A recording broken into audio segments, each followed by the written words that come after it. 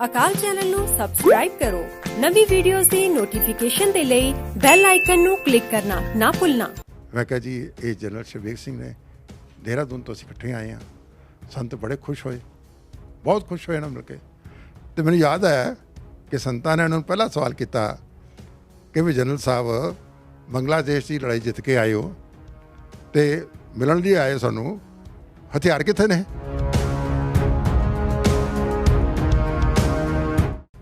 ਜਿਹੜੀ कौम ਜਿਹੜੀ शक्ति परमात्मा की मौत चो प्रगट हुई है,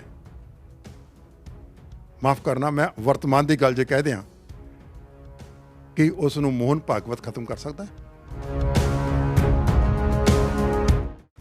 जनरल शबीक सिंह वर्गा लीडर अज भी कौम नूं लोड़ है।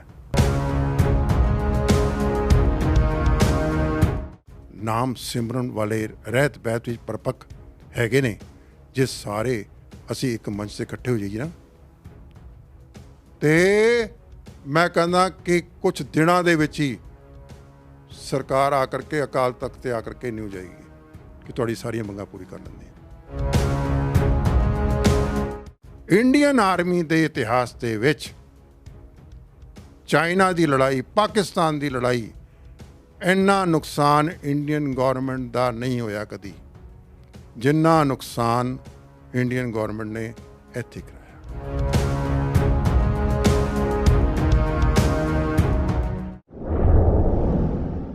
फिर चढ़िया महीना जून दा, साडे शीने पाउंदा सेक, तू लांबू लाया तख्त नूं, सानू अजे भी दिंदा सेक। तू मौत दा तांडव नचिया, ना तैनू कोई दरेग, तेरे टैंक भी उसने फुंड ते, जिन्नू कहंदे जनरल सुबेग। उत्थे लड़िया चेला मर्द दा, तेरे थर थर कंबण जरनैल, ਉਹ ਪੁੱਤ ਸੀ ਗੁਰੂ ਗੋਬਿੰਦ ਸਿੰਘ ਦਾ, ਜਿਹਨੂੰ ਕਹਿੰਦੇ ਸੰਤ ਜਰਨੈਲ। ਕਿਸੇ ਕਵੀ ਦੀਆਂ ਸਤਰਾਂ ਜਿਹੜੀਆਂ ਕਿ ਬਿਲਕੁਲ ਸੱਚ ਬਿਆਨ ਕਰ ਰਹੀਆਂ, ਜਿਹਦੇ ਵਿੱਚ ਸੰਤ ਜਰਨੈਲ ਸਿੰਘ ਖਾਲਸਾ ਭਿੰਡਰਾਂ ਵਾਲਿਆਂ ਦੀ ਅਤੇ ਜਨਰਲ ਸੁਬੇਗ ਸਿੰਘ ਦੀ ਗੱਲ ਕੀਤੀ ਆ ਉਸ ਕਵੀ ਨੇ। ਅਤੇ ਬਿਲਕੁਲ ਸਹੀ ਉਹਨਾਂ ਦਿਨਾਂ ਦੀ ਗੱਲ ਹੈਗੀ ਹੈ ਕਿ ਜਦੋਂ मौत का तांडव नाचिया सी, उस समय की हुकूमत वालों दरबार साहब से अटैक किया गया, जिन्हों कि उन्होंने साका नीला तारा ऑपरेशन ब्लू स्टार का नाम दिता। कल्लू घरा तीसरा जिहड़ा कि 36 साल तो कौम मनाउंदी आ रही है। तो इन्हां दिनां दे विच जे जून 84 की तो गल करते हैं तो हमेशा ही हर सिख के हिरदे विच चीस पैदा हो जाती है जो जालम हुकूमत ने उस समय की हुकूमत ने सिखां नूं दित्ती सी। जे दरबार साहब की गल करते हैं तो नाल अकाल तख्त साहब की गल करते हैं तो होर कई गुरुद्वारा साहबान सन जिन्हां ते उस टाइम के समय दी सरकारां वल्लों अटैक किया गया। अकाल तख्त साहब ढह ढेरी कर दिता गया। उन्हां दिनां दी जदों ये 1 तो लैके 6 जून घੱਲੂ ਘਰਾ दिवस मनाया जाता तो यादां ताज़ियां हो जांदियां। तो जे आपां संत जरनैल सिंह खालसा भिंडरांवाले की गल करते हैं, जनरल सुबेग सिंह की गल करते हैं तो भाई अमरीक सिंह का नाम भी बड़ी वड्डी पद्धर ते अगे आउंदा, क्योंकि कुछ नाम सी जे आपां भाई अमरीक सिंह जी बारे गल कीती सी जिहड़े कि फैडरेशन नूं एक नवीं रूह फूकी सी। ते फैडरेशन भी उदों जिवें कि दमदमी टकसाल तो संत जरनैल सिंह खालसा भिंडरांवाले ते भाई अमरीक सिंह टकसाल तो जे डरदी सी, दूजे पासे फैडरेशन तो भी सरकार थर थर कंबदी सी। ते नाल जनरल सुबेग सिंह जिहड़े कि हुकूमत जिहने उस टाइम पर अटैक किया सी, समय दी सरकारां दे विच रह के उन्होंने बहुत वड्डा नामना खट्टिया सी। इसी विषय ते आपां अज गलबात करांगे। संत जरनैल सिंह खालसा भिंडरां वालियां नाल मेल मिलाप किदां हुंदे आ, अजे बुझारत बनी हुई सी गल। उस बुझारत नूं खोलण वास्ते किन्ना चिर पहलों 84 तो किन्ना देर पहलों वो संत जरनैल सिंह खालसा भिंडरां वालियां नूं दरबार साहब आण के मिलते हैं, अकाल तख्त साहब ते कदों मिलते हैं, ये बारे गलबात करने वास्ते साडे नाल प्रोफैसर बलजिंदर सिंह जी नाल हैगे। पहले फतेह सांझ पाउने प्रोफैसर साहब, वाहिगुरू जी का खालसा वाहिगुरू जी की फतेह जी। प्रोफैसर साहब पहले थोड़ी जी आपां गल करते हैं कि जदों 84 का अटैक होया, दरबार साहब ते हमला किया गया, तीजा घੱਲੂ ਘਰਾ जिहड़ा कि हुण भी चीज़ जिहड़ी कि हमेशा ही ਸਿੱਖ ਨੂੰ ਦਰਦ ਇਹਨਾਂ ਦਿਨਾਂ ਦੇ ਵਿੱਚ ਜਦੋਂ ਆਪਾਂ ਗੱਲ ਕਰਦੇ ਹਾਂ, ਜਦੋਂ ਨਵੰਬਰ 84 ਦੀ ਗੱਲ ਕਰਦੇ ਹਾਂ, ਤੇ ਅਜੇ ਤੱਕ ਇਨਸਾਫ ਦੀ ਤੇ ਬਹੁਤ ਦੂਰ ਦੀ ਗੱਲ ਆ। ਜੋ ਅਟੈਕ ਕੀਤਾ ਸਮੇਂ ਦੀ ਹਕੂਮਤ ਵੱਲੋਂ, ਇਹ 1 ਤੋਂ 6 ਜੂਨ ਤੱਕ ਲਗਾਤਾਰ ਮਨਾਇਆ ਵੀ ਜਾਂਦਾ ਤੇ ਮਨਾਇਆ ਵੀ ਜਾਣਾ ਵਾ। ਇਹਦੇ ਵਿੱਚ ਜੇ ਆਪਾਂ ਸੰਤਾਂ ਦੀ ਗੱਲ ਕਰੀਏ, ਜਨਰਲ ਸੁਬੇਗ ਸਿੰਘ ਦੀ ਗੱਲ ਕਰੀਏ, ਤੁਸੀਂ ਉਹਨਾਂ ਦਿਨਾਂ ਦੇ ਵਿੱਚ ਕਿਸ ਤਰ੍ਹਾਂ ਇਸ ਚੀਜ਼ ਨੂੰ ਵੇਖਦੇ ਹੈਗੇ ਆ? ਭਾਈ ਅਮਰੀਕ ਸਿੰਘ ਜੀ ਲਾਗੂ ਹੋ ਕੇ ਕਿਹਨਾਂ ਨਾਲ ਤੁਸੀਂ ਲਾਗੇ ਰਹੇ, ਕਿਹਨੂੰ ਕਿਹਨੂੰ ਜਾਣਦੇ ਹੈਗੇ? ਮੈਂ ਬੇਨਤੀ ਕਰਾਂ ਕਿ ਖਾਲਸਾ ਕਾਲਜ ਅੰਮ੍ਰਿਤਸਰ ਵਿਖੇ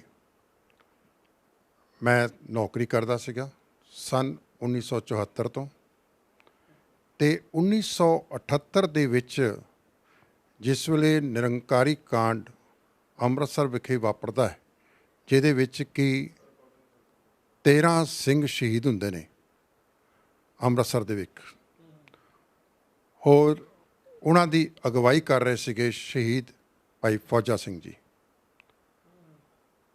ਉਸ ਵੇਲੇ ਜੋ ਦੁਖਾਂਤ ਅੰਮ੍ਰਿਤਸਰ 'ਚ ਵਾਪਰਿਆ, ਮੈਂ ਸਮਝਦਾ ਕਿ ਉਸ ਸ਼ਹਾਦਤ ਨੇ, ਸ਼ਬਦ ਗੁਰੂ ਦੇ ਕਰਕੇ ਜਿਹੜੀ ਸ਼ਹਾਦਤ ਹੋਈ ਹੈ, ਉਸ ਨੇ ਮੌਜੂਦਾ ਸੰਘਰਸ਼ ਦੀ ਨੀਂਹ ਪੱਥਰ ਰੱਖਿਆ ਸੀਗਾ।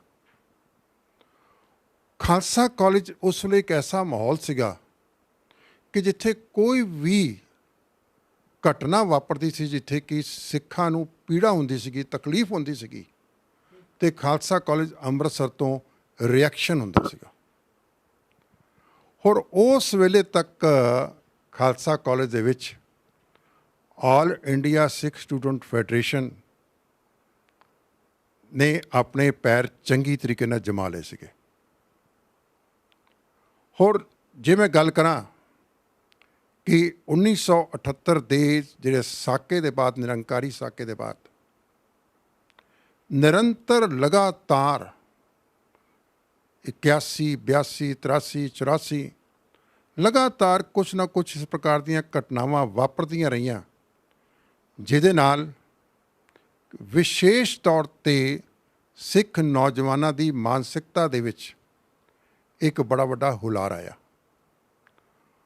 ਹੋਰ ਉਹਨਾਂ ਨੂੰ ਇਹਦੇ ਵਿੱਚ ਇੱਕ ਚੇਤਨਤਾ ਜਾਗੀ, ਜਾਗਰਤੀ ਜਾਗੀ ਆਪਣੇ ਹੱਕਾਂ ਦੇ ਪ੍ਰਤੀ, ਰਾਜਸੀ ਹੱਕ, ਧਾਰਮਿਕ ਹੱਕ। ਇਹ ਜੋ ਚੇਤਨਤਾ ਜਾਗੀ ਸੀਗੀ, ਉਹਦੇ ਵਿੱਚ ਜਦ ਭਾਈ ਅਮਰੀਕ ਸਿੰਘ ਜੀ, ਜੋ ਕਿ ਖਾਲਸਾ ਕਾਲਜ ਵਿਖੇ ਸਟੱਡੀ ਕਰਦੇ ਸੀਗੇ MA ਦੀ, ਉਹਨਾਂ ਦੇ ਕੋਲ ਵੀ ਇੱਕ ਚੰਗੀ ਸੂਝ-ਬੂਝ, ਗੁਰਮਤ ਦੀ ਬਹੁਤ ਤਕੜੀ ਪਕੜ, ਕਿਉਂਕਿ ਪਿਤਾ ਜੀ ਸੰਤ ਕਰਤਾਰ ਸਿੰਘ ਜੀ, ਘਰ ਦੇ ਵਿੱਚ ਪਰਵਰਿਸ਼ ਇਸ ਪ੍ਰਕਾਰ ਦੀ ਸੀਗੀ ਕਿ ਉਹਨਾਂ ਦੇ ਕੋਲ ਗੁਰਮਤ ਦੀ ਪਕੜ ਅਤੇ ਗੁਰਮਤ ਦੀ ਵਿਜ਼ਨ ਬਹੁਤ ਸਟਰੋਂਗ ਸੀਗਾ। ਹੋਰ ਉਹਨਾਂ ਨਾਲ ਜੋ ਟੀਮ ਬਣੀ, ਉਸ ਟੀਮ ਦੇ ਸਹਿਯੋਗ ਦੇ ਨਾਲ ਆਲ ਇੰਡੀਆ ਸਿੱਖ ਸਟੂਡੈਂਟ ਫੈਡਰੇਸ਼ਨ ਨੇ ਬਥੇਰੇ ਕੈਂਪ ਲਗਾਏ, educational camp, training camp, workshops ਵੱਖ-ਵੱਖ ਥਾਵਾਂ ਦੇ ਵਿੱਚ, ਪੰਜਾਬ ਤੇ ਪੰਜਾਬ ਤੋਂ ਬਾਹਰ ਵੀ। ਨਤੀਜਾ ਕੀ ਨਿਕਲਿਆ ਕਿ ਨੌਜਵਾਨ ਤਬਕਾ ਜਿਹੜਾ ਸੀਗਾ, ਉਹ ਨੌਜਵਾਨ ਤਬਕਾ ਹੌਲੀ-ਹੌਲੀ ਸਿੱਖੀ ਦੇ ਨਾਲ ਜੁੜ ਗਿਆ।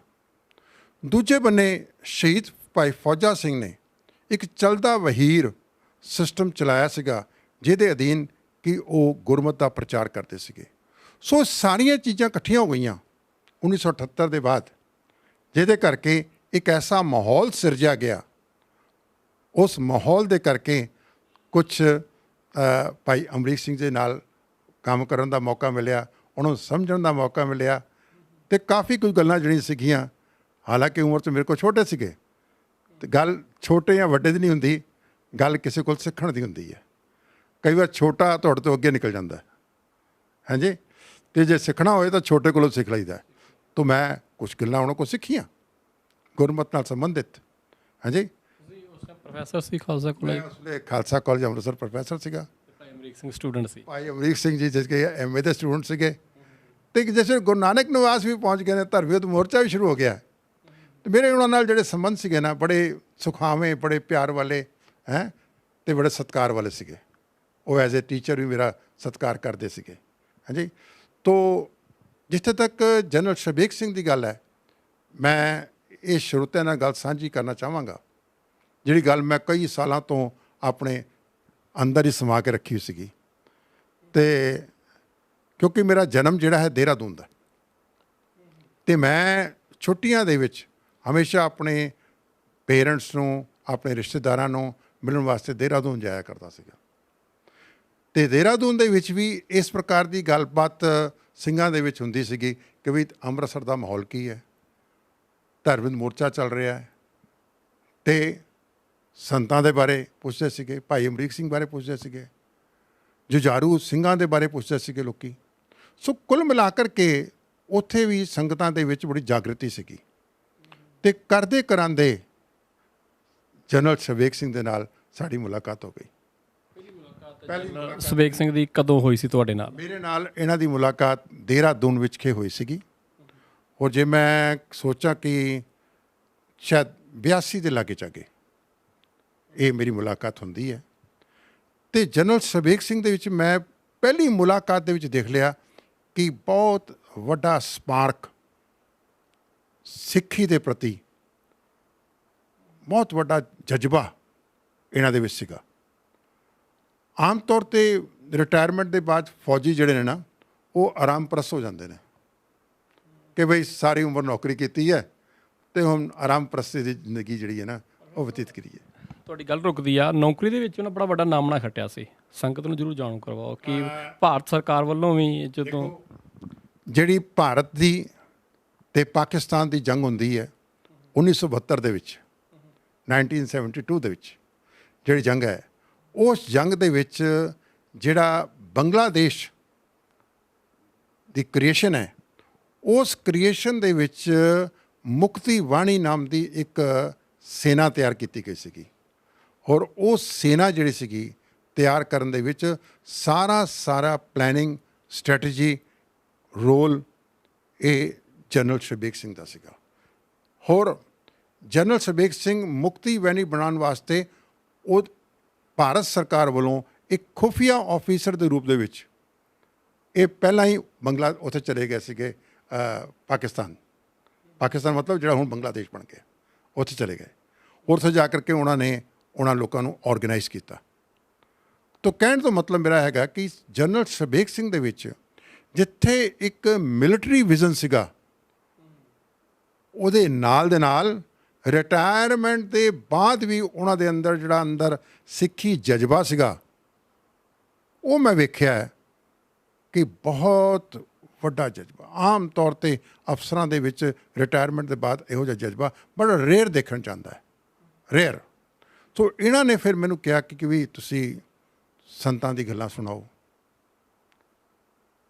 ਜਿਹੜਾ ਪੰਜਾਬ ਦੇ ਮਾਹੌਲ ਹੈ ਇਹਦੀਆਂ ਗੱਲਾਂ ਸੁਣਾਓ। ਮੈਂ ਸੁਣਾਈਆਂ ਉਹਨਾਂ ਨੂੰ, ਜਿੰਨੀ ਕੁ ਮੈਨੂੰ ਜਾਣਕਾਰੀ ਸੀਗੀ ਮੈਂ ਗੱਲਾਂ ਸਾਂਝੀਆਂ ਕੀਤੀਆਂ।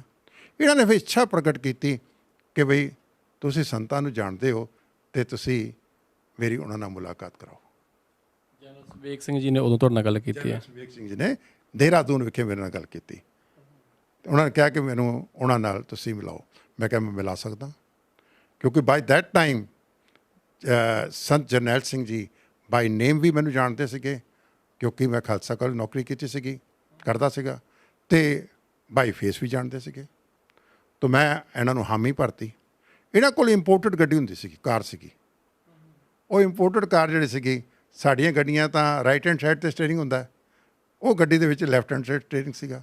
ਮੈਂ ਇਹਨਾਂ ਦੇ ਨਾਲ ਹੀ ਉੱਥੋਂ ਤੁਰ ਪਿਆ, ਅਤੇ ਜਦੋਂ ਤੁਰ ਪਏ ਅਤੇ ਰਾਹ 'ਚ ਪਤਾ ਲੱਗਿਆ ਕਿ ਵੀ ਇਹਨਾਂ ਦੀ ਗੱਡੀ ਦਾ ਹੌਰਨ ਨਹੀਂ ਹੈਗਾ।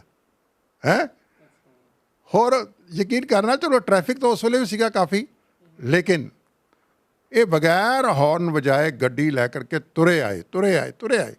ਉਹ ਗੱਡੀ ਦੀ ਸਪੀਡ ਵੀ ਕਾਫੀ ਸੀਗੀ, 450 ਕਿਲੋਮੀਟਰ ਦਾ ਸਫ਼ਰ ਸੀਗਾ, ਜੋ ਕਿ ਅਸੀਂ ਬਗੈਰ ਹੌਰਨ ਦੇ ਤੈਅ ਕੀਤਾ। ਹੋਰ ਫੌਜੀ ਦਲੇਰ ਅਫਸਰ, ਸਿੱਖ ਅਫਸਰ ਔਰ ਵਾਹਿਗੁਰੂ ਦਾ ਜਾਪ ਕਰਦੇ ਹੋਏ ਅਤੇ ਇਹ ਗੱਡੀ ਲੈ ਕੇ ਆ ਗਏ ਅਤੇ ਸੰਤਾਂ ਨਾਲ ਮੁਲਾਕਾਤ ਕਰਾਈ। ਮੈਂ ਦੱਸਿਆ ਸੰਤਾਂ ਨੂੰ, ਮੈਂ ਕਿਹਾ ਜੀ ਇਹ ਜਨਰਲ ਸ਼ਵੇਕ ਸਿੰਘ ਨੇ, ਦੇਹਰਾਦੂਨ ਤੋਂ ਅਸੀਂ ਇਕੱਠੇ ਆਏ ਹਾਂ। ਸੰਤ ਬੜੇ ਖੁਸ਼ ਹੋਏ, ਬਹੁਤ ਖੁਸ਼ ਹੋਏ ਨਾ ਮਿਲ ਕੇ। ਅਤੇ ਮੈਨੂੰ ਯਾਦ ਆਇਆ ਕਿ ਸੰਤਾਂ ਨੇ ਉਹਨਾਂ ਨੂੰ ਪਹਿਲਾ ਸਵਾਲ ਕੀਤਾ ਕਿ ਵੀ ਜਨਰਲ ਸਾਹਿਬ ਬੰਗਲਾਦੇਸ਼ ਦੀ ਲੜਾਈ ਜਿੱਤ ਕੇ ਆਏ ਹੋ ਅਤੇ ਮਿਲਣ ਲਈ ਆਏ ਸਾਨੂੰ, ਹਥਿਆਰ ਕਿੱਥੇ ਨੇ? ਮਤਲਬ ਇੱਕ ਲਾਈਟਰ ਮੂਡ ਦੇ ਵਿੱਚ ਗੱਲਬਾਤ ਕੀਤੀ ਹੈ ਕਿ ਕਿੱਥੇ ਨੇ ਹਥਿਆਰ, ਹਾਂਜੀ।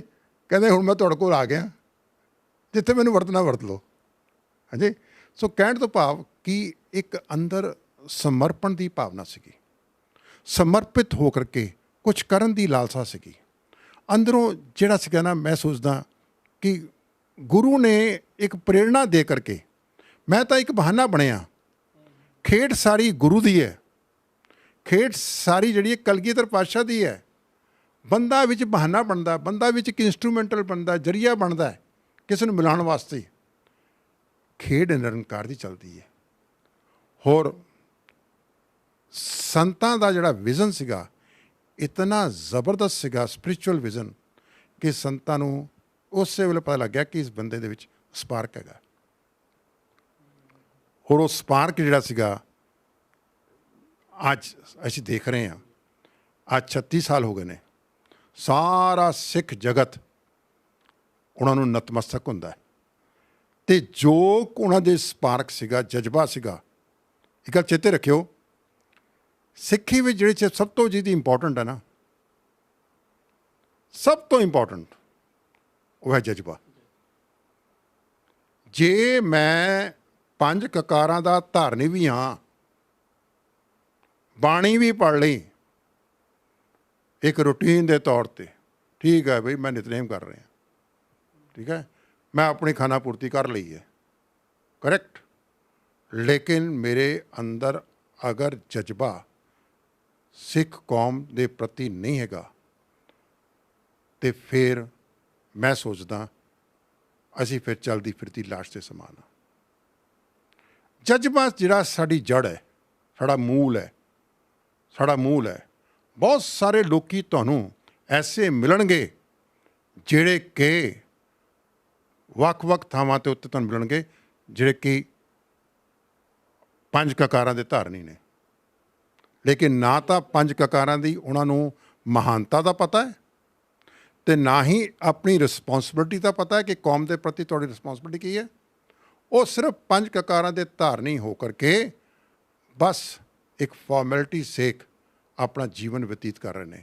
ਜੋ ਗੁਰੂ ਨੇ ਜੀਵਨ ਜੁਗਤ ਦੱਸੀ ਹੈ ਉਹਦੇ ਮੁਤਾਬਕ ਨਹੀਂ। ਸੋ ਜਨਰਲ ਸਰਬੇਗ ਸਿੰਘ ਦੇ ਵਿੱਚ ਇੱਕ ਜੀਵਨ ਜੁਗਤ ਵੀ ਸੀਗੀ, ਜੀਵਨ ਦੀ ਜਾਂਚ ਵੀ ਸੀਗੀ, ਅਤੇ ਗੁਰੂ ਦੀ ਬਖਸ਼ਿਸ਼ ਨਾਲ ਉਹਨਾਂ ਦੇ ਵਿੱਚ ਜਜ਼ਬਾ ਜਿਹੜਾ ਸੀ ਨਾ, ਕੁੱਟ-ਕੁੱਟ ਕੇ ਭਰਿਆ ਸੀਗਾ। ਸਿੱਖ ਕੌਮ ਦੇ ਪ੍ਰਤੀ ਵਫਾਦਾਰੀ ਬਹੁਤ ਤਗੜੀ ਸੀਗੀ। ਹੋਰ ਮੈਂ ਜਿੰਨੀ ਵਾਰੀ ਵੀ ਜਨਰਲ ਸਰਬੇਗ ਸਿੰਘ ਨੂੰ ਮਿਲਿਆ, ਦਰਬਾਰ ਸਾਹਿਬ ਦੇ ਧਰਮ ਯੁੱਧ ਮੋਰਚੇ ਦੌਰਾਨ ਵੀ, ਹੋਰ ਕਈ ਮੌਕਿਆਂ 'ਤੇ, ਮੇਰੇ ਖਿਆਲ ਮੁਤਾਬਕ ਉਹਨਾਂ ਦੀ ਵਿੱਚ ਨਾ ਇੱਕ ਸਮਦ੍ਰਿਸ਼ਟੀ ਵੀ ਸੀਗੀ।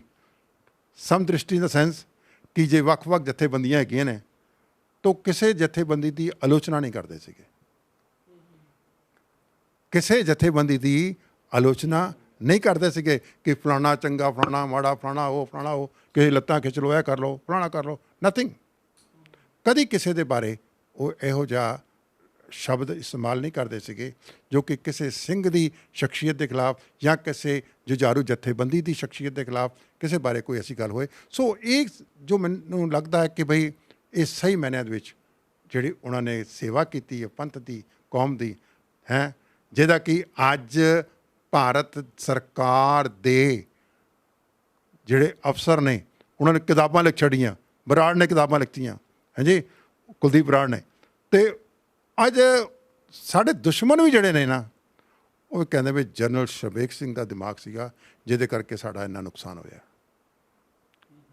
ਇੰਡੀਅਨ ਆਰਮੀ ਦੇ ਇਤਿਹਾਸ ਦੇ ਵਿੱਚ ਚਾਈਨਾ ਦੀ ਲੜਾਈ, ਪਾਕਿਸਤਾਨ ਦੀ ਲੜਾਈ, ਇੰਨਾ ਨੁਕਸਾਨ ਇੰਡੀਅਨ ਗੌਰਮੈਂਟ ਦਾ ਨਹੀਂ ਹੋਇਆ ਕਦੀ ਜਿੰਨਾ ਨੁਕਸਾਨ ਇੰਡੀਅਨ ਗੌਰਮੈਂਟ ਨੇ ਇੱਥੇ ਕਰਾਇਆ। ਮੈਂ ਸੋਚਦਾ ਜਜ਼ਬਾ, ਮੈਂ ਸੋਚਦਾ ਕਿ ਇਹ ਸਾਰਾ ਕੁਝ ਜਿਹੜਾ ਹੈ, ਹੋਰ ਮੈਨੂੰ ਕਹਿਣ 'ਚ ਕੋਈ ਸੰਕੋਚ ਨਹੀਂ ਹੈਗਾ। ਹੋਰ ਮੈਂ ਇਸ ਗੱਲ ਦਾ ਵਕਾਲਤ ਵੀ ਕਰਦਾ। ਕਈ ਲੋਕ ਇਹ ਸਵਾਲ ਕਰਦੇ ਨੇ ਕਿ ਬਈ ਉੱਥੇ ਹਥਿਆਰ ਲੈ ਕੇ ਨਹੀਂ ਜਾਣਾ ਚਾਹੀਦਾ, ਵੈਪਨ ਲੈ ਕੇ ਨਹੀਂ ਜਾਣਾ ਚਾਹੀਦਾ ਦਰਬਾਰ ਸਾਹਿਬ ਦੇ ਵਿੱਚ। ਦੇਖੋ, ਸਿੱਖ ਧਰਮ ਦੇ ਵਿੱਚ ਮੈਂ ਗੱਲ ਕਲੀਅਰ ਕਰਾਂ, ਮਰਨ ਦਾ ਜਿਹੜਾ ਕੌਨਸੈਪਟ ਹੈ ਨਾ, ਉਹ ਕਨਸੈਪਟ ਬਿਲਕੁਲ ਵਿਲੱਖਣ ਹੈ। ਧਾਰਮਿਕ ਗ੍ਰੰਥਾਂ ਵਿੱਚ ਵੱਖ-ਵੱਖ ਧਰਮਾਂ ਦੇ ਮੌਤ ਦੇ ਕਨਸੈਪਟ ਨੂੰ ਜਿਸ ਤਰੀਕੇ ਨਾਲ ਐਕਸਪਲੇਨ ਕੀਤਾ ਹੈ ਤੇ ਸਿੱਖ ਧਰਮ ਵਿੱਚ ਜੋ ਐਕਸਪਲੇਨ ਕੀਤਾ ਗਿਆ ਹੈ ਉਹ ਬਿਲਕੁਲ ਵੱਖਰਾ ਹੈ। ਉਹਦੇ ਵਿੱਚ ਪਹਿਲੀ ਪਾਤਸ਼ਾਹੀ ਨੇ ਹੀ ਕੌਮ ਦੀ ਝੋਲੀ ਦੇ ਵਿੱਚ ਜਾਂਚ ਦੱਸਦੀ ਸੀਗੀ ਕਿ ਵੀ ਇਹ ਖੇਡ ਕਿਹੋ ਜਿਹੀ ਹੈ। ਉਹ ਸੀਗੀ ਜਉ ਤੋਂ ਪ੍ਰੇਮ ਖਿਲਨ ਕਾ ਚਾਓ, ਸਿਰ ਧਰ ਤਲੀ ਗਲੀ ਮੇਰੀ ਆਓ, ਇਤ ਮਾਰਗ ਪੈਰ ਤਰੀਜੇ ਸਿਰ ਦੀਜੇ ਕਾਣ ਨਾ ਕੀਜੇ। ਇਹ ਫਿਲਾਸਫੀ ਹੈ ਸਾਡੀ, ਸਿਧਾਂਤ ਹੈ ਸਾਡਾ। ਕਿਸੇ ਹੋਰ ਮਤ ਦੇ ਲੋਕ ਇਸ ਨੂੰ ਕ੍ਰਿਟਿਸਾਈਜ਼ ਕਰ ਸਕਦੇ ਨੇ, ਲੇਕਿਨ ਸਚਿਆਰ ਮਨੁੱਖ ਬਣਨ ਵਾਸਤੇ ਗੁਰੂ ਨਾਨਕ ਦੀ ਫਿਲਾਸਫੀ ਮੁਤਾਬਕ ਸਚਿਆਰ ਮਨੁੱਖ ਵਾਸਤੇ, ਖਾਲਸਾ ਬਣਨ ਵਾਸਤੇ ਤੁਹਾਨੂੰ ਇਸ ਫਿਲਾਸਫੀ ਦੇ ਮੁਤਾਬਕ ਚੱਲਣਾ ਪਏਗਾ। ਕਰੈਕਟ। ਅਗਲੀ ਗੱਲ ਮੈਂ ਬੇਨਤੀ ਕਰਾਂ ਕਿ ਸਾਡਾ ਜਨਮ ਇਹ ਪਤਾਸ਼ੇ ਜਿਹੜੇ ਸੱਚੇ ਪਾਤਸ਼ਾਹ ਨੇ ਜਲ, ਪਤਾਸ਼ੇ, ਬਾਣੀ, ਬਾਟਾ ਤੇ ਖੰਡਾ, ਇਹ 5 ਚੀਜ਼ਾਂ ਸੀਗੀਆਂ ਨਾ, ਤੇ ਪੌਲ ਛਕਾਈ ਸਾਨੂੰ ਸੱਚੇ ਪਾਤਸ਼ਾਹ ਨੇ। ਇਹ ਕੋਈ ਦੁਨਿਆਵੀ ਖੇਡ ਨਹੀਂ ਹੈਗੀ। ਇਹ ਕੋਈ ਐ ਨਹੀਂ ਹੈਗਾ ਕਿ ਬਈ ਅੱਛਾ ਹੁਣ ਇੱਦਾਂ ਨਹੀਂ ਤਾਂ ਇਹ ਇੱਦਾਂ ਕਰ ਲਈਏ। ਨਹੀਂ, ਇਹ ਬ੍ਰਹਮੰਡੀ ਖੇਡ ਸੀਗੀ। ਇਹ ਅਕਾਲ ਪੁਰਖ ਦੇ ਘਰ ਤੋਂ ਪਲੈਨਡ ਹੋ ਕਰਕੇ, ਡਿਜ਼ਾਈਨਡ ਹੋ ਕਰਕੇ ਇਹ ਸਾਰੀ ਕੁਝ ਆਈ ਸੀਗੀ। ਔਰ ਇਹ ਗੁਰੂ ਨਾਨਕ ਪਾਤਸ਼ਾਹ ਨੇ 1469 ਦੇ ਵਿੱਚ ਸਾਰੀ ਪਲੈਨਿੰਗ ਲੈ ਕਰਕੇ ਅਕਾਲ ਪੁਰਖ ਦੇ ਦਰ ਤੋਂ ਆਏ ਨੇ ਪਾਤਸ਼ਾਹ। ਹੋਰ ਸੋਚਣ ਦੀ ਗੱਲ ਹੈ, ਜੇ ਪਤਾਸ਼ਾ ਹੀ ਘੋਲਣੇ ਨੇ ਤੇ ਕੜਛੀ ਵੀ ਇਸਤੇਮਾਲ ਹੋ ਸਕਦੀ ਹੈ। ਪਤਾਸ਼ੇ ਘੋਲਣੇ ਨਾ ਮਤਲਬ ਕੇਵਲ ਪਤਾਸ਼ੇ ਘੋਲਣ ਦਾ ਨਹੀਂ ਹੈ, ਇਹ ਬੜਾ ਵੱਡਾ ਵਿਸ਼ਾ ਹੈ। ਖੰਡੇ ਦੀ ਪਹੁਲ ਛਕਾ ਕਰਕੇ ਸੱਚੇ ਪਾਤਸ਼ਾਹ ਨੇ ਸਾਨੂੰ ਸ਼ਸਤਰ ਤੇ ਸ਼ਾਸਤਰ ਦੇ ਵਿੱਚੋਂ ਸਾਡਾ ਜਨਮ ਹੋਇਆ। ਹੋਰ ਸ਼ਸਤਰ ਤੇ ਸ਼ਾਸਤਰ ਸਾਡੀ ਪਰਸਨੈਲਿਟੀ ਦਾ ਇੱਕ ਅਨਖੜਵਣਾ ਅੰਗ ਹੈ। ਇਹ ਅਲੱਗ-ਅਲੱਗ ਨਹੀਂ ਹੋ ਸਕਦੇ, ਅਲੱਗ-ਅਲੱਗ ਨਹੀਂ ਹੋ ਸਕਦੇ।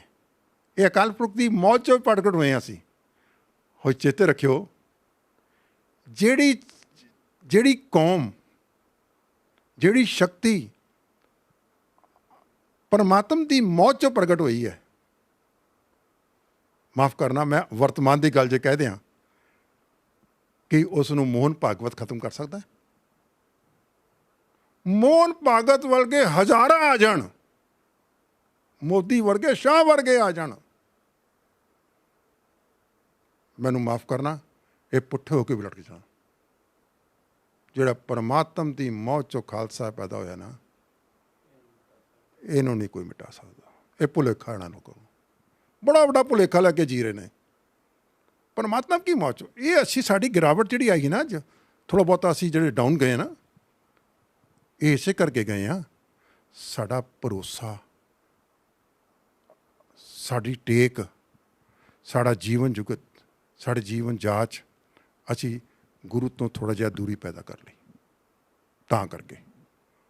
ਵਰਨਾ ਅੱਜ ਵੀ ਐਸੇ ਗੁਰਸਿੱਖ ਨਾਮ ਸਿਮਰਨ ਵਾਲੇ ਰਹਿਤ ਬਹਿਤ ਵਿੱਚ ਪਰਪੱਕ ਹੈਗੇ ਨੇ, ਜੇ ਸਾਰੇ ਅਸੀਂ ਇੱਕ ਮੰਚ 'ਤੇ ਇਕੱਠੇ ਹੋ ਜਾਈਏ ਨਾ, ਤੇ ਮੈਂ ਕਹਿੰਦਾ ਕਿ ਕੁਛ ਦਿਨਾਂ ਦੇ ਵਿੱਚ ਹੀ ਸਰਕਾਰ ਆ ਕਰਕੇ ਅਕਾਲ ਤਖਤ 'ਤੇ ਆ ਕਰਕੇ ਨਿਊਜ਼ ਆਏਗੀ ਕਿ ਤੁਹਾਡੀ ਸਾਰੀਆਂ ਮੰਗਾਂ ਪੂਰੀ ਕਰ ਲੈਂਦੇ ਆ। ਜਨਰਲ ਸਬੇਕ ਸਿੰਘ ਵਰਗਾ ਲੀਡਰ ਅੱਜ ਵੀ ਕੌਮ ਨੂੰ ਲੋੜ ਹੈ, ਅਗਵਾਈ ਦੇਣ ਵਾਲਾ। ਹੋਰ ਮੈਂ ਇੱਕ ਗੱਲ ਹੋਰ ਕਹਾਂਗਾ, ਮੈਂ 3 ਜੂਨ ਨੂੰ ਜਨਰਲ ਸਬੇਕ ਸਿੰਘ ਨੂੰ ਮਿਲਿਆ ਸੀਗਾ, 3 ਜੂਨ, ਜਿਸ ਦਿਨ ਕਿ ਗੁਰੂ ਅਰਜਨ ਪਾਤਸ਼ਾਹ ਜੀ ਦਾ ਸ਼ਹੀਦੀ ਗੁਰਪੁਰਬ ਸੀਗਾ। ਯਕੀਨ ਮੰਨਣਾ, ਇਹਨਾਂ ਦੇ ਚਿਹਰੇ 'ਤੇ ਨਾ ਕੋਈ ਰੰਗ ਹੀ ਕੁਛ ਹੋਰ ਸੀਗਾ। ਇੱਕ ਤਾਂ ਹੁੰਦਾ ਨਾ ਬੰਦਾ ਵੀ ਕੰਮ ਕਰ ਰਿਹਾ, ਇੱਕ ਜਿਹੜਾ ਜਜ਼ਬਾ ਸੀ, ਸਪਿਰਿਟ ਸੀਗੀ ਕੰਮ ਕਰਨ ਦੀ, ਹੈਂ। ਜਿੱਦਾਂ ਕਿਸੇ ਦਾ ਵਿਆਹ ਹੁੰਦਾ ਨਾ, ਅਤੇ ਉਹਨੂੰ ਚਾਅ ਚੜ੍ਹਿਆ ਹੁੰਦਾ ਤੇ ਮੈਨੂੰ ਲੱਗਦਾ ਕਿ ਸ਼ਾਇਦ ਗੁਰੂ ਪਾਤਸ਼ਾਹ ਨੇ ਨਾ ਇਹਨੂੰ ਲਾੜੀ ਮੌਤ ਦਾ ਵਿਆਹ ਲਾੜਾ ਬਣਾ ਕਰਕੇ ਇਹ ਕੋਈ ਕੰਮ ਕਰਵਾ ਰਹੇ, ਸੇਵਾ ਲੈ ਰਹੇ ਸੀਗੇ। ਕੋਈ ਟੈਨਸ਼ਨ ਨਹੀਂ, ਕੋਈ ਥਕਾਵਟ ਨਹੀਂ, ਕੋਈ ਗੱਲ ਨਹੀਂ, ਕੋਈ ਬਾਤ ਨਹੀਂ। ਹਾਂਜੀ, ਸੋ ਇਸ ਪ੍ਰਕਾਰ ਦਾ ਜਿਹੜਾ ਜਜ਼ਬਾ ਸੀਗਾ ਉਹ ਮੈਂ ਇਹ ਕਹਿ ਦਿਆਂ ਕਿ ਸ਼ਾਇਦ ਗੁਰੂ ਸਾਹਿਬ ਖੁਦ ਆਪ ਅਗਵਾਈ ਕਰ ਰਹੇ ਸੀਗੇ। ਇਹ ਬਗੈਰ ਗੁਰੂ ਸਾਹਿਬ ਦੀ ਅਗਵਾਈ ਦੇ ਇਹੋ ਜਿਹੀ ਕਾਰਜ ਨਹੀਂ ਹੋ ਸਕਦਾ ਸੀਗਾ। 1 ਤੋਂ 6 ਦਾ ਸਮਾਂ ਸੀ, ਜਿਹੜਾ 6 ਤਰੀਕ ਨੂੰ ਸ਼ਹੀਦੀ ਹੁੰਦੀ ਹੈ ਸੰਤ ਜਰਨੈਲ ਸਿੰਘ ਖਾਲਸਾ ਭਿੰਡਰਾਂ ਵਾਲਿਆਂ ਦੀ, ਭਾਈ ਅਮਰੀਕ ਸਿੰਘ ਦੀ। 1 ਤਰੀਕ ਤੋਂ 6 ਤਰੀਕ ਦਾ ਕਿਹੋ ਜਿਹਾ ਮਾਹੌਲ ਸੀ ਪੰਜਾਬ ਦਾ, ਜਾਂ ਅੰਮ੍ਰਿਤਸਰ ਦੀ ਗੱਲ ਕਰਦੇ ਹਾਂ? ਕਿਉਂਕਿ ਜਿਹੜੇ ਪੁਰਾਣੇ ਤੁਹਾਡੇ ਵਰਗੇ ਸੂਝਵਾਨ ਵਿਅਕਤੀ ਉਹ ਤਾਂ ਜਾਣਦੇ ਹੀ ਆ, ਪਰ ਸਾਡੀ ਅੱਜ ਦੀ ਜਵਾਨ ਪੀੜ੍ਹੀ ਵੀ ਜਾਣਨਾ ਚਾਹੁੰਦੀ ਹੈ ਕਿ ਉਹ ਮਾਹੌਲ ਕਿਸ ਤਰ੍ਹਾਂ ਸੀ ਇੱਥੇ ਦਾ। ਦੇਖੋ ਜੀ, ਮੈਂ ਇੱਕ ਗੱਲ ਕਹਾਂ ਕਿ ਜਿਹੜਾ 1 ਤੋਂ ਲੈ ਕਰਕੇ 6 ਤਰੀਕ ਦਾ ਜੋ ਮਾਹੌਲ ਸੀਗਾ, ਉਹ ਮਾਹੌਲ ਦੇ ਵਿੱਚ ਜਿੰਨਾ ਕੁਛ ਮੈਂ ਇਹਨੂੰ ਅੰਡਰਸਟੈਂਡ ਕੀਤਾ, ਕਿਧਰੇ ਵੀ ਮੈਨੂੰ ਜੁਝਾਰੂਆਂ ਦੇ ਵਿੱਚ, ਈਵਨ ਆਮ ਸੰਗਤ ਦੇ ਵਿੱਚ 3 ਤਰੀਕ ਵਾਲੇ ਦਿਨ ਮੈਂ ਇੱਧਰ ਸੰਤ ਜਰਨੈਲ ਸਿੰਘ ਜੀ ਖਾਲਸਾ ਭਿੰਡਰਾਂ ਵਾਲੇ ਦੇ ਦਰਸ਼ਨ ਕੀਤੇ।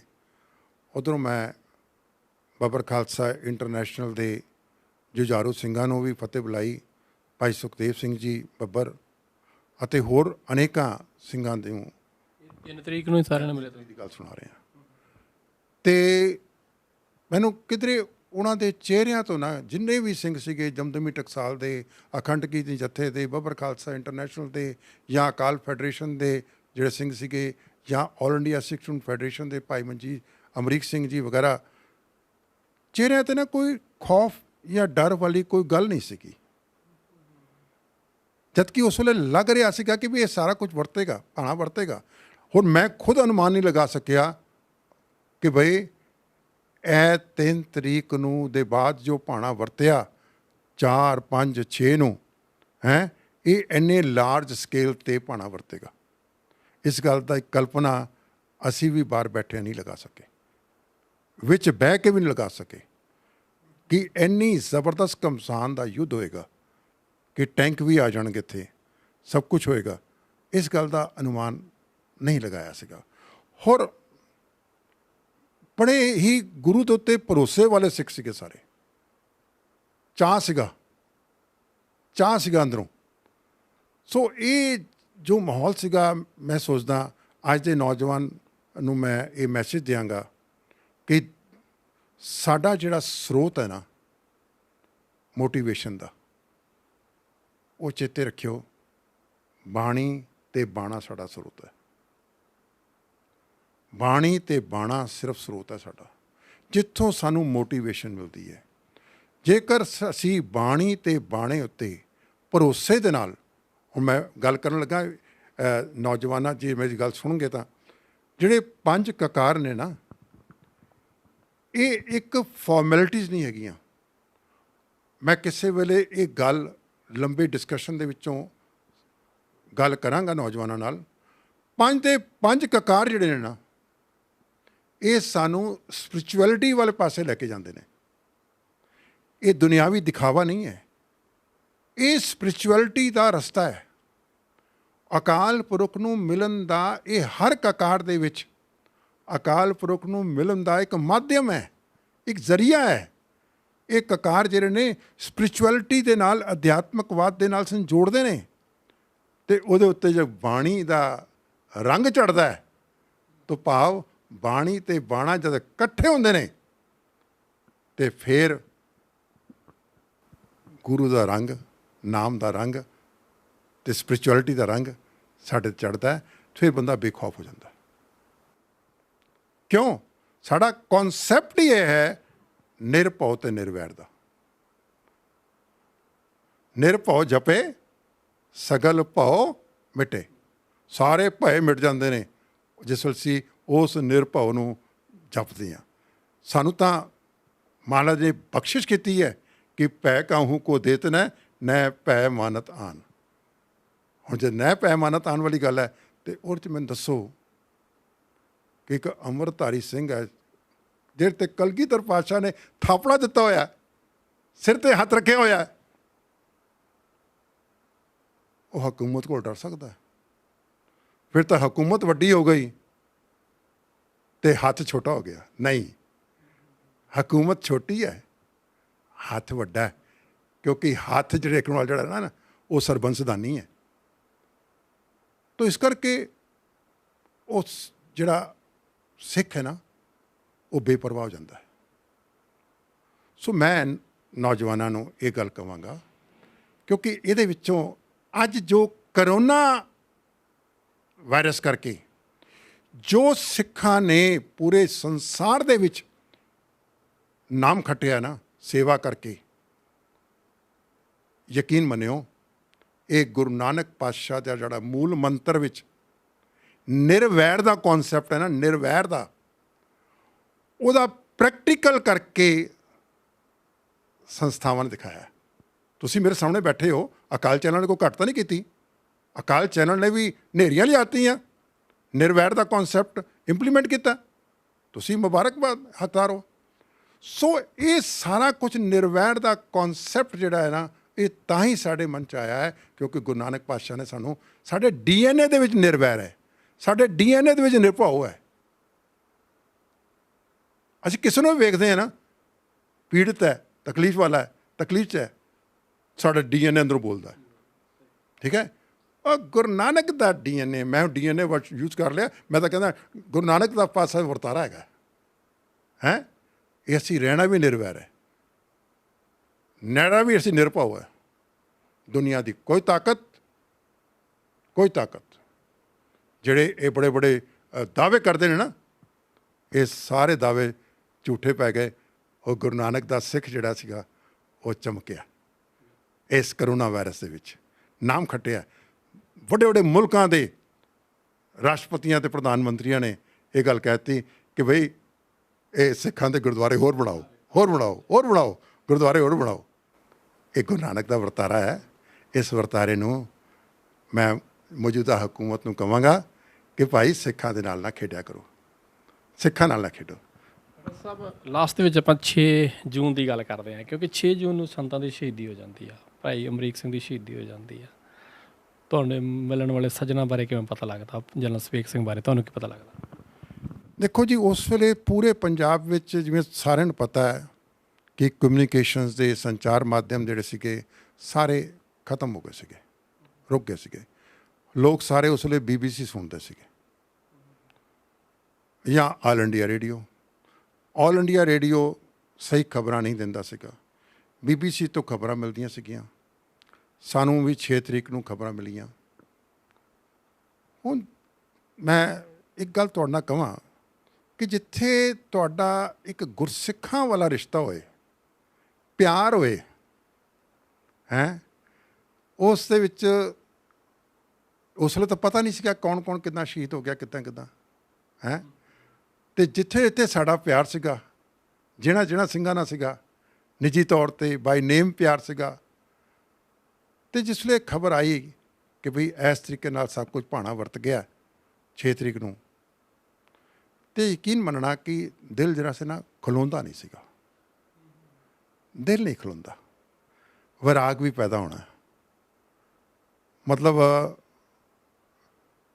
ਮੇਰੀ ਵਾਈਫ ਮੈਨੂੰ ਇੱਕ ਦਿਨ ਕਹਿੰਦੀ ਸੀਗੀ ਕਿ ਜਿਸ ਵੇਲੇ ਅਸੀਂ ਖਬਰਾਂ ਸੁਣੀਆਂ ਨਾ, ਅਤੇ ਮੈਂ ਉੱਚੀ ਫਿਰ ਪੁੱਬਾਂ ਮਾਰ ਕੇ ਰੋਇਆ, ਉੱਚੀ ਪੁੱਬਾਂ ਮਾਰ ਕੇ ਰੋਇਆ ਮੈਂ। ਫਿਰ ਜਿਸ ਵੇਲੇ ਬੰਦਾ ਇਹੋ ਜਿਹੇ ਵਿਰਾਗ ਜਾਂਦਾ ਨਾ, ਅਤੇ ਚੇਤੇ ਰੱਖਿਓ ਟਿਕਾਣਾ ਇੱਕੋ ਹੀ ਹੈ, ਧੰਨ ਸ਼੍ਰੀ ਗੁਰੂ ਗ੍ਰੰਥ ਸਾਹਿਬ ਜੀ। ਹੋਰ ਕੋਈ ਟਿਕਾਣਾ ਨਹੀਂ ਹੈ, ਕੋਈ ਟਿਕਾਣਾ ਨਹੀਂ ਹੈਗਾ। ਜਿੱਥੇ ਆ ਕਰਕੇ ਹੁਕਮਨਾਮਾ ਲਿਆ, ਉੱਥੇ ਹੁਕਮਨਾਮਾ ਲੈਂਦੇ ਵੀ ਵਿਰਾਗ। ਅਤੇ ਯਕੀਨ ਕਰਨਾ ਮਨ 'ਚ ਇਹ ਵੀ ਖਿਆਲ ਆਉਂਦਾ ਸੀਗਾ, ਕਾਸ਼ ਮੈਂ ਵੀ ਉੱਥੇ ਹੁੰਦਾ, ਕਾਸ਼ ਮੈਂ ਵੀ ਕਿਤੇ ਉੱਥੇ ਹੁੰਦਾ। ਅਤੇ ਲੇਕਿਨ ਇਹ ਸਭ ਕੁਝ ਸੱਚੇ ਪਾਤਸ਼ਾਹ ਦੇ ਹੁਕਮ ਦੀ ਖੇਡ ਹੈ, ਹੁਕਮ ਦੀ ਖੇਡ ਹੈ। ਉਹ ਪਵਿੱਤਰ ਥਾਂ ਸ਼੍ਰੀ ਦਰਬਾਰ ਸਾਹਿਬ, ਸ਼੍ਰੀ ਅਕਾਲ ਤਖਤ ਸਾਹਿਬ, ਉਹਦਾ ਕਣ ਜ਼ਰਾ ਜਿਹੜਾ ਹੈ ਉਹ ਗੁਰੂ ਦੀਆਂ ਬਖਸ਼ਿਸ਼ਾਂ ਦੇ ਨਾਲ ਜੁੜਿਆ ਹੋਇਆ। ਅਤੇ ਜੇ ਉੱਥੇ ਸ਼ਹੀਦੀ ਕਿਸੇ ਨੂੰ ਮਿਲਦੀ ਹੈ ਤਾਂ ਮੈਂ ਸੋਚਦਾ ਕਿ ਉਹਦਾ ਜਨਮ ਮਰਨ ਸਭ ਕੁਝ ਖਤਮ ਹੈ। ਜਨਮ ਮਰਨ ਸਭ ਕੁਝ ਖਤਮ ਹੈ। BBC ਦੀ ਨਿਊਜ਼ ਕਿੰਨੇ ਕੁ ਵਜੇ ਸੁਣੀ ਗਈ ਤੁਸੀਂ? ਕਿੰਨਾ ਕੁ ਟਾਈਮ ਹੋਊਗਾ ਜਦੋਂ ਸੰਤਾਂ ਬਾਰੇ ਪਤਾ ਲੱਗਦਾ, ਸ਼ਹੀਦੀ ਬਾਰੇ ਪਤਾ ਲੱਗਦਾ? ਇਹ ਅਸੀਂ ਸਵੇਰੇ ਹੀ ਸੁਣੀ ਸੀ ਜੀ। ਜਿਸ ਵੇਲੇ ਅਸੀਂ ਮੇਰੇ ਖਿਆਲ ਨਾਲ 10-11 ਵਜੇ ਤੋਂ ਪਹਿਲਾਂ ਪਹਿਲਾਂ ਦੀ ਗੱਲ ਹੈ, ਜਿਸ ਵੇਲੇ ਅਸੀਂ ਖਬਰ ਸੁਣਦੇ ਹਾਂ ਤਾਂ ਉਹਦੇ ਬਾਅਦ ਕਿਉਂਕਿ ਕਮਿਊਨੀਕੇਸ਼ਨ ਦਾ ਹੋਰ ਕੋਈ ਸਾਧਨ ਤਾਂ ਸੀਗਾ ਨਹੀਂ, ਲੇਕਿਨ ਆਂਢ ਗੁਆਂਢ ਲੋਕੀ ਗੱਲਾਂ ਕਰ ਲੈਂਦੇ ਸੀਗੇ। ਤੇ ਮੇਰੇ ਖਿਆਲ ਮੁਤਾਬਕ ਜਿੱਥੇ ਜਿੱਥੇ ਖਬਰ ਗਈ ਹੈ ਮਾਤਮ ਛਾ ਗਿਆ, ਮਾਤਮ ਛਾ ਗਿਆ। ਲੇਕਿਨ ਸਾਨੂੰ ਬਾਅਦ 'ਚ ਪਤਾ ਲੱਗਿਆ ਕੁਝ ਲੋਕਾਂ ਨੇ ਇਹ ਖੁਸ਼ੀ ਮਨਾਈ, ਅੰਮ੍ਰਿਤਸਰ ਦੇ ਲੋਕਾਂ ਨੇ ਖੁਸ਼ੀ ਮਨਾਈ, ਲੱਡੂ ਵੰਡੇ, ਵਧਾਈਆਂ ਦਿੱਤੀਆਂ। ਜਿਹੜੇ ਲੋਕੀ ਦਾਅਵੇ ਕਰਦੇ ਨੇ ਸਾਡਾ ਤੁਹਾਡੇ ਨਾਲ ਨੋ ਮਾਰਚ ਦਾ ਰਿਸ਼ਤਾ ਹੈ, ਚੇਤੇ ਰੱਖਿਓ ਗੱਲ ਨੂੰ। ਮੈਂ ਨੌਜਵਾਨ ਪੀੜ੍ਹੀ ਨੂੰ ਸਪਸ਼ਟ ਕਹਿਣ ਲੱਗਾ, ਇਹ ਗੱਲ ਤੁਹਾਡੇ ਮਾਧਿਅਮ ਦੇ ਲਈ ਕਹਿਣ ਲੱਗਾ। ਸ਼੍ਰੀ ਗੁਰੂ ਗ੍ਰੰਥ ਸਾਹਿਬ ਦੇ ਵਿੱਚ 1430 ਅੰਗ ਨੇ। ਮੈਨੂੰ 1984 ਦੇ ਬਾਅਦ ਇੰਟੈਲੀਜੈਂਸ ਏਜੰਸੀਆਂ ਨੇ ਪੁੱਛਗਿੱਛ ਕੀਤੀ ਤੇ ਕਿਹਾ ਕਿ ਤੁਸੀਂ ਹਿੰਦੂਆਂ ਦੇ ਅਗੇਂਸਟ ਬੋਲਦੇ ਹੋ, ਤੁਸੀਂ ਹਿੰਦੂ ਸਿੱਖ ਏਕਤਾ ਦੇ ਹਾਮੀ ਹੋ? ਮੈਂ ਕਿਹਾ ਜੀ ਬਿਲਕੁਲ ਨਹੀਂ। ਅਗੇਂਸਟ ਹੋ? ਮੈਂ ਕਿਹਾ ਨਹੀਂ। ਮੈਂ ਕਿਹਾ ਮੈਂ ਕਦੀ ਵੀ ਕਿਸੇ ਵੀ ਕਮਿਊਨਿਟੀ ਦੇ ਵਿੱਚ ਨਫ਼ਰਤ ਨਹੀਂ ਫੈਲਾਉਂਦਾ। 1430 ਅੰਗਾਂ ਦੇ ਵਿੱਚ ਕਿਧਰੇ ਵੀ ਹਿੰਦੂ ਸਿੱਖ ਏਕਤਾ ਦਾ ਸਲੋਗਨ ਨਹੀਂ ਹੈਗਾ, ਕਿਧਰੇ ਨਹੀਂ ਲਿਖਿਆ ਕਿ ਸਾਡਾ ਨੋ ਮਾਰਚ ਦਾ ਰਿਸ਼ਤਾ ਹੈ। ਇਹ ਤਾਂ ਵੋਟਾਂ ਲੈਣ ਵਾਲਿਆਂ ਨੇ ਗੰਦ ਪਾਇਆ, ਸਾਨੂੰ ਗੁੰਮਰਾਹ ਕੀਤਾ ਹੈ ਵੋਟਾਂ ਲੈਣ ਵਾਲਿਆਂ ਨੇ। ਸਾਡਾ ਸਿਧਾਂਤ ਕੀ ਹੈ?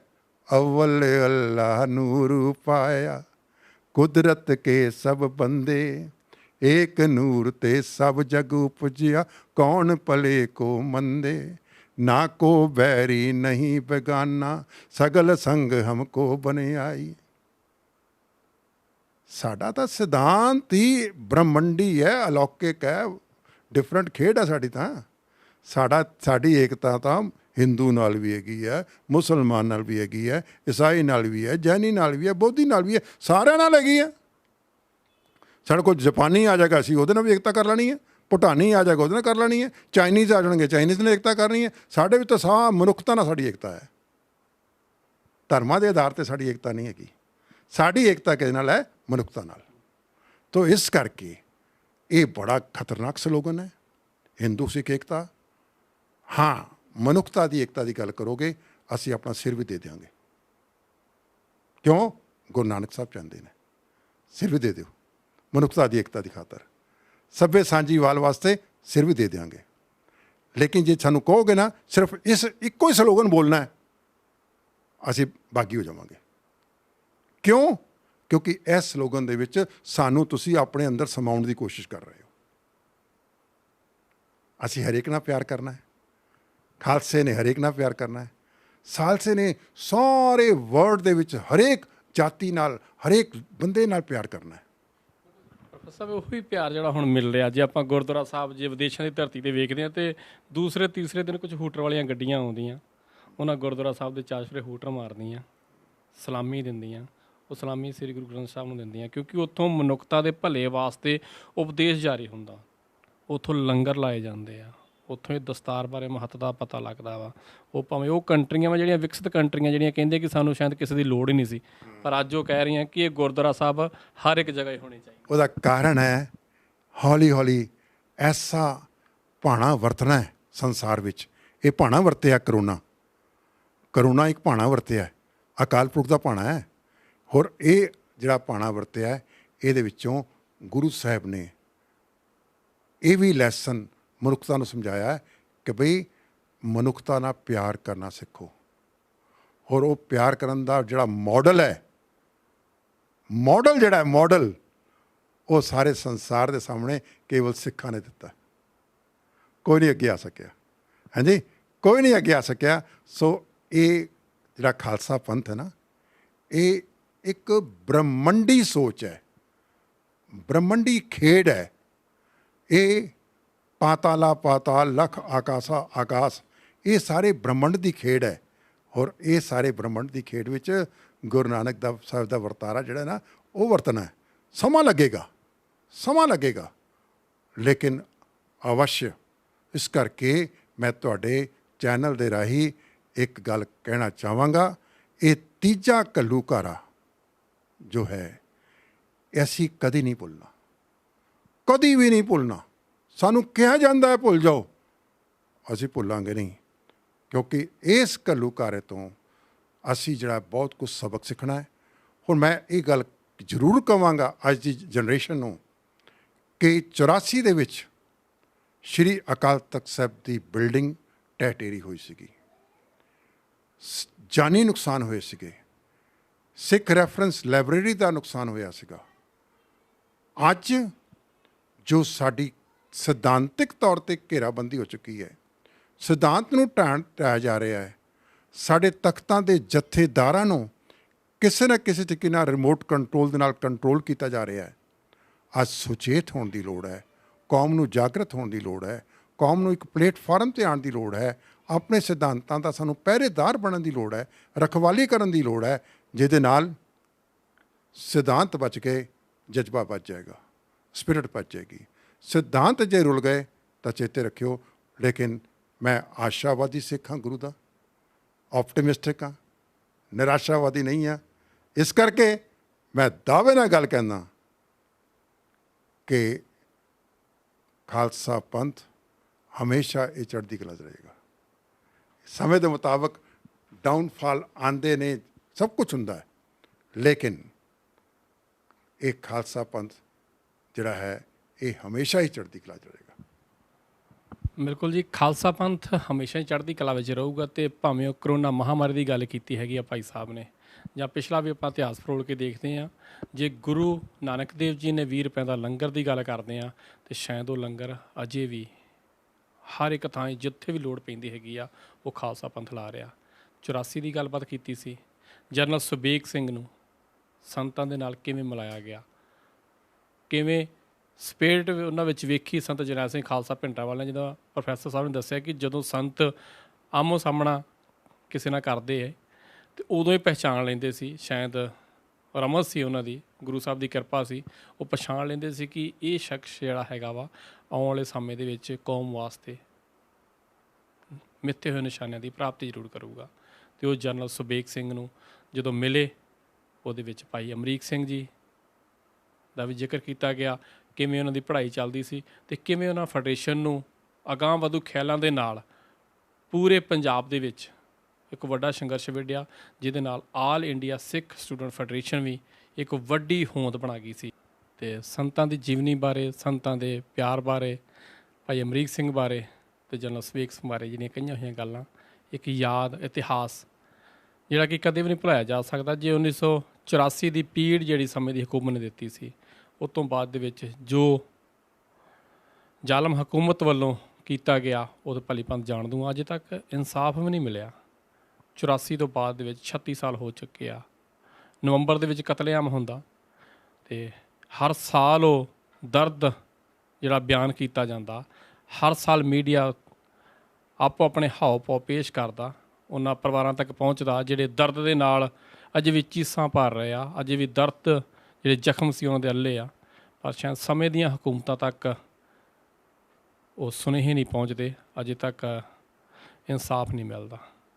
ਸਮੇਂ-ਸਮੇਂ 'ਤੇ ਤੁਹਾਨੂੰ ਜਾਣੂ ਵੀ ਕਰਾਉਂਦੇ ਰਹਾਂਗੇ, ਇਤਿਹਾਸ ਦੇ ਨਾਲ ਮਿਲਾਉਂਦੇ ਰਹਾਂਗੇ ਅਤੇ ਪ੍ਰੋਫੈਸਰ ਸਾਹਿਬ ਵਰਗੀਆਂ ਸ਼ਖਸੀਅਤਾਂ ਦੇ ਨਾਲ, ਜਿਨ੍ਹਾਂ ਕਿ ਉਸ ਟਾਈਮ ਦੇ ਉੱਤੇ ਨੇੜਿਓਂ ਹੋ ਕੇ ਦੇਖਿਆ ਸਾਰਾ ਕੁਛ ਜੋ ਕੁਛ 1984 ਦੇ ਵਿੱਚ ਵਾਪਰਿਆ। ਅਤੇ ਇੱਕ ਮੈਸੇਜ ਵੀ ਪ੍ਰੋਫੈਸਰ ਸਾਹਿਬ ਨੇ ਦਿੱਤਾ ਕਿ ਆਓ ਆਪਾਂ ਸਾਰੇ ਇੱਕ ਪਲੇਟਫਾਰਮ 'ਤੇ ਇਕੱਠੇ ਹੋਈਏ।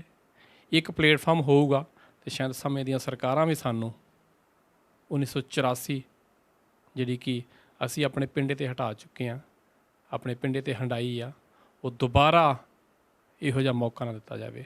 ਅਤੇ ਜੇ ਆਪਾਂ ਭਾਈ ਅਮਰੀਕ ਸਿੰਘ ਦੇ ਬਾਰੇ ਗੱਲ ਕਰਦੇ ਤਾਂ ਹਮੇਸ਼ਾ ਹੀ ਜਿੱਦਾਂ ਜਿਨ੍ਹਾਂ ਨਾਲ ਵੀ ਗੱਲਬਾਤ ਹੋਈ ਜੀ ਭਾਈ ਅਮਰੀਕ ਸਿੰਘ ਬਾਰੇ, ਅਤੇ ਹਰ ਇੱਕ ਨੇ ਉਹਨਾਂ ਦੀ ਜੀਵਨੀ ਬਾਰੇ ਵੀ ਦੱਸਿਆ ਅਤੇ ਸਿੱਖ ਸਟੂਡੈਂਟ ਫੈਡਰੇਸ਼ਨ ਕਿਵੇਂ ਹੋਂਦ ਦੇ ਵਿੱਚ ਆਈ ਅਤੇ ਕਿਵੇਂ ਉਹ ਉੱਚੀਆਂ ਬੁਲੰਦੀਆਂ ਤੱਕ ਲੈ ਗਏ।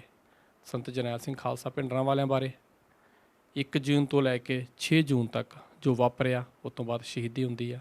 ਜਨਰਲ ਸੁਬੇਗ ਸਿੰਘ ਜਿਹੜੇ ਕਿ ਪ੍ਰੋਫੈਸਰ ਸਾਹਿਬ ਨੂੰ ਮਿਲਦੇ ਆ, ਉਹ ਮਿਲਾਉਂਦੇ ਆ ਸੰਤ ਜਰਨੈਲ ਸਿੰਘ ਨੂੰ, ਅਤੇ ਇੱਕ ਵੱਡਾ ਰੋਲ ਅਦਾ ਕਰਦੇ ਆ ਉਹ।